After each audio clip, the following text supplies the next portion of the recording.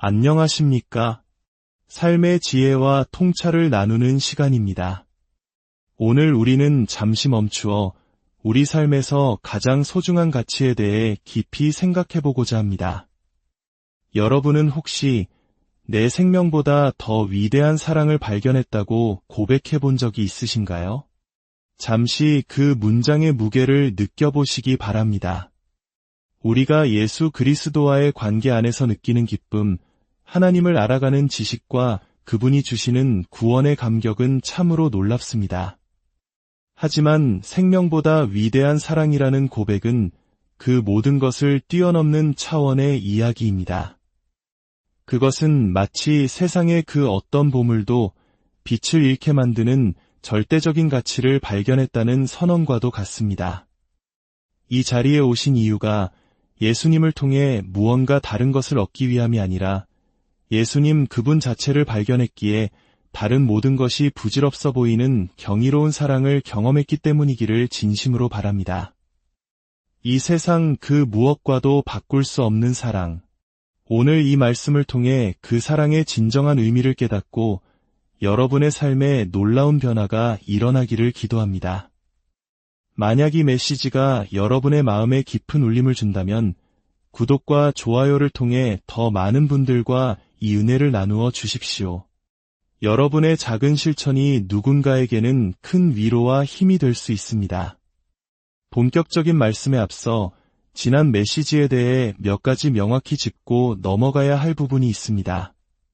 때로는 우리가 나누는 말씀이 익숙하지 않게 들릴 수 있습니다. 하지만 생소하다는 것이 비성경적이라는 의미는 아닙니다. 오히려 우리가 평소에 얼마나 성경의 특정 부분들을 외면하고 있었는지 돌아보는 계기가 될 수 있습니다. 지난주 저는 교회 공동체 안에서 심각한 죄를 짓고도 스스로를 크리스천이라 칭하는 사람에 대한 문제를 다루었습니다. 그리고 그러한 사람에게 교회 출석을 자제해달라고 요청할 권리가 우리에게 있는가에 대해 이야기했습니다.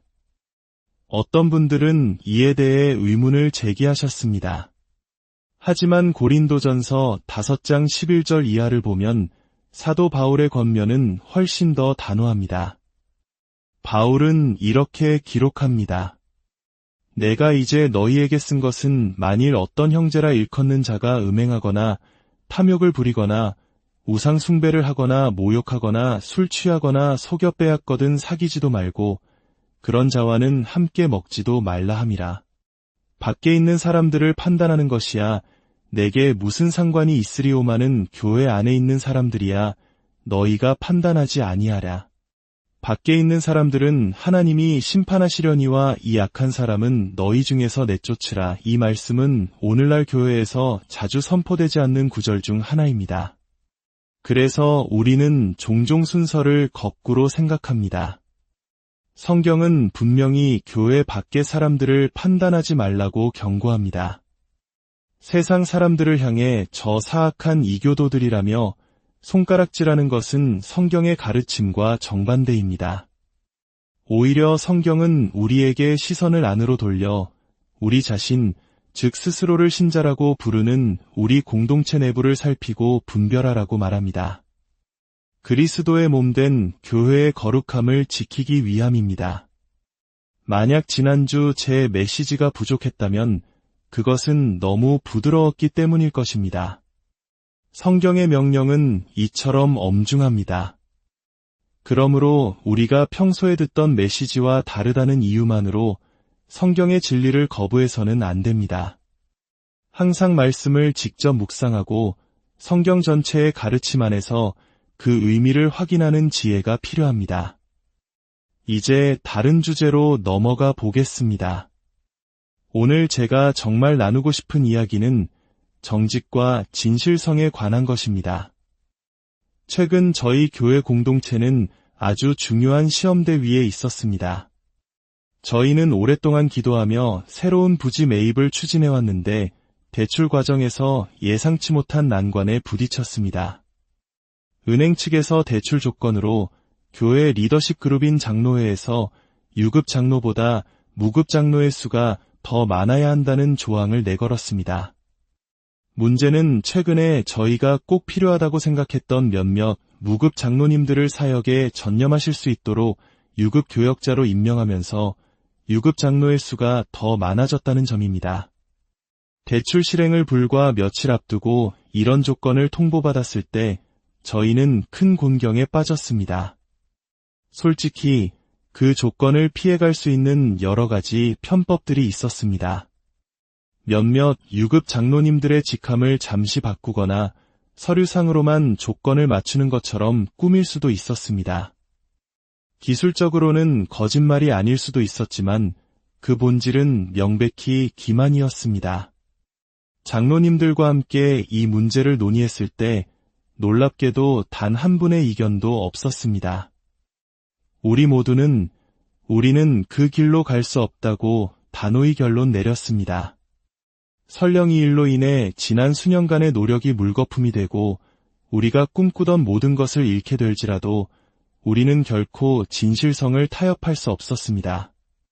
두려움 때문에 진실을 저버릴 수는 없었습니다. 저는 은행 측에 솔직한 심정을 담은 이메일을 보냈습니다. 우리는 지난 14년간 재정과 리더십 모든 면에서 투명하고 정직하게 운영하기 위해 노력해왔습니다. 기사의 조건을 맞추기 위해 편법을 사용할 수도 있겠지만 그것은 우리의 정체성을 부정하는 일입니다. 저희와 귀사 모두의 진실성을 지키면서 이 일을 마무리할 방법은 없겠습니까? 결과는 놀라웠습니다. 제 편지를 받은 은행의 고위 책임자 중 한 분이 저희 교회에 대해 조사하기 시작했습니다. 그리고 우리의 재정 보고서, 지난 수년간의 헌금 사용 내역, 그리고 우리가 지역사회와 세계를 위해 어떤 사역들을 해왔는지를 살펴본 후 실무자들에게 이런 메시지를 보냈다고 합니다. 이들은 우리가 함께 일하고 싶은 사람들입니다. 어떻게든 이 대출이 성사되도록 하십시오. 하나님께서는 우리의 정직함을 통해 길을 여셨습니다. 모든 것을 잃을 각오로 진실을 선택했을 때 주님은 모든 것을 지켜주셨습니다. 이 경험을 통해 저는 우리 모두가 삶의 순간순간마다 겪는 유혹에 대해 다시금 생각하게 되었습니다. 진실을 아주 약간만 비틀면 상황이 훨씬 쉬워질 것처럼 보일 때가 얼마나 많습니까? 어차피 모두가 그렇게 사는데 나 하나쯤 어떠냐는 생각이 들 때도 있습니다. 하지만 기억해야 합니다. 잠언 12장 22절은 말씀합니다. 거짓된 입술은 주께서 미워하시나 진실하게 행하는 자는 그의 기쁨이 되느니라. 모두가 행한다고 해서 그 죄에 대한 하나님의 미움이 줄어드는 것은 결코 아닙니다. 저는 오랫동안 거짓말에 익숙한 삶을 살았습니다. 어린 시절 형을 따라 거짓말을 배우기 시작했죠. 형은 성적표의 F를 B로 바꾸는데 아주 능숙했습니다. 심지어 고등학생 때는 부모님 몰래 차를 사서 1년 동안이나 동네 옆길에 숨겨두고 학교를 다녔습니다. 비 오는 날 어머니께서 학교까지 태워주신다며 저희 차를 내주시면 저희는 그 차를 몰고 동네를 돌아 형의 차에 옮겨 타곤 했습니다. 그런 기만적인 삶이 제게는 익숙했습니다. 많은 사람들이 그렇듯 거짓말은 가르쳐주지 않아도 자연스럽게 나옵니다. 손에 마커를 쥐고 벽에 낙서를 한 아이가 내가 안 그랬어요 라고 말하는 것처럼 말입니다. 그렇다면 무엇이 사람을 변화시킬까요? 거짓과 기만의 길을 걷던 사람이 어떻게 진실을 추구하는 삶으로 돌아설 수 있을까요? 어떤 설교나 가르침도 사람을 근본적으로 바꾸지는 못합니다. 그것은 오직 하나님의 초자연적인 능력, 성령의 강력한 역사하심으로만 가능합니다. 사도행전 5장에는 신약시대에 하나님께서 직접 사람의 목숨을 거두신 유일한 사건이 기록되어 있습니다. 바로 아나니아와 삽비라의 이야기입니다. 그들은 자신들의 땅을 판값의 일부를 숨기고는 전부를 바친 것처럼 사도들 앞에서 거짓말을 했습니다. 베드로는 아나니아에게 이렇게 말합니다. 아나니아야, 어찌하여 사탄이 내 마음에 가득하여 내가 성령을 속이고 땅값 얼마를 감추었느냐. 내가 사람에게 거짓말한 것이 아니요 하나님께로다. 이 말을 듣자 아나니아는 그 자리에서 쓰러져 죽었고 교회에는 큰 두려움이 임했습니다. 잠시 후 그의 아내 삽비라마저 같은 거짓말로 인해 죽음을 맞이했습니다. 상상해 보십시오. 만약 오늘날 우리 공동체 안에서 이런 일이 일어난다면 어떻겠습니까? 아마 그 누구도 다시는 가벼이 거짓을 입에 담지 못할 것입니다. 하나님께서 거짓을 얼마나 미워하시는지 뼈저리게 느끼게 될 것입니다. 하지만 하나님은 우리를 그렇게 다루기 원치 않으십니다. 하나님께서 원하시는 것은 우리의 죄가 폭로되기 전에 우리 스스로 정직하게 고백하는 것입니다. 그것이야말로 세상에서 가장 아름다운 모습 중 하나입니다. 잠시 고개를 숙이고 함께 기도하기를 원합니다. 하나님 아버지, 이 시간 우리 각자의 마음을 비추어 주시옵소서.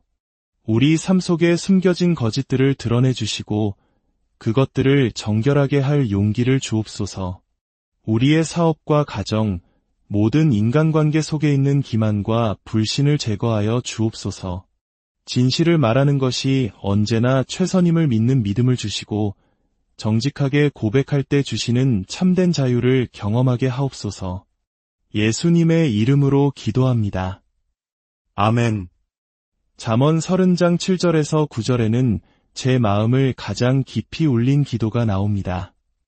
아굴은 이렇게 기도합니다. 내가 두 가지 일을 주께 구하였사오니 내가 죽기 전에 내게 거절하지 마시옵소서. 곧 헛된 것과 거짓말을 내게서 멀리 하시오며 나를 가난하게도 마옵시고 부하게도 마옵시고 오직 필요한 양식으로 나를 먹이시옵소서. 혹 내가 배불러서 하나님을 모른다. 주가 누구냐 할까 하오며 혹 내가 가난하여 도둑질하고 내 하나님의 이름을 욕되게 할까 두려워함이니이다. 죽기 전에 단 두 가지만을 구하겠다는 이 간절한 기도. 그 첫 번째가 바로 거짓말을 멀리하게 해달라는 것이었습니다. 진실한 사람이 되는 것이 그의 인생 최대의 소원이었습니다. 그리고 두 번째 소원은 더욱 충격적입니다. 나를 부하게도 마옵시고 우리 사회는 성공과 부를 향한 열망이 무척 강합니다. 특히 전쟁의 폐허 속에서 기적적인 경제 성장을 이뤄낸 우리에게 가난은 두려움의 대상이고 부는 성공의 증표처럼 여겨지곤 합니다. 그런데 아굴은 부유해지는 것을 거부하며 기도합니다. 왜냐하면 너무 많은 것을 가지게 되면 하나님을 잊어버리고 그분을 의지할 필요를 느끼지 못하게 될까 두려웠기 때문입니다. 그는 풍요 속의 망각보다 매일 주님을 의지해야만 하는 일용할 양식의 삶을 선택한 것입니다. 이것이 바로 우리 삶의 역설입니다. 우리는 안정을 추구하지만 때로는 그 안정이 우리를 영적으로 나태하게 만듭니다. 우리는 어려움을 피하고 싶어 하지만 바로 그 어려움이 우리를 하나님께 더 가까이 이끌어줍니다. 만약 우리가 하나님의 사랑이 생명보다 귀하다고 진정으로 믿는다면 그 사랑을 더 깊이 경험하기 위해 기꺼이 세상의 안락함을 내려놓을 수 있어야 합니다. 사랑하는 여러분, 저는 오늘 여러분을 죄책감과 수치심에서 해방시키고 싶습니다. 우리 모두는 믿음을 가진 이후에도 거짓말을 하고 비밀을 숨겨본 경험이 있습니다. 무언가를 숨기고 있을 때의 그 끔찍한 기분, 심장이 철렁 내려앉는 불안감을 기억하실 겁니다.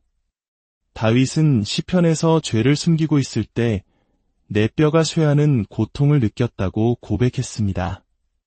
그 모든 죄의 무게에서 벗어나는 길이 있습니다. 바로 예수 그리스도의 십자가입니다. 예수님은 우리가 숨기고 있는 바로 그 죄를 위해 죽으셨습니다. 우리가 그 죄를 정직하게 고백할 때 우리는 용서받을 수 있고 참된 자유를 누릴 수 있습니다. 폭로당하는 고통 대신 자백하는 은혜를 선택하십시오. 이제 마지막으로 찬양을 드리며 나아가겠습니다. 그러나 그 전에 잠시 침묵하며 하나님과 독대하는 시간을 갖기를 원합니다. 그분은 여러분의 모든 것을 알고 계십니다.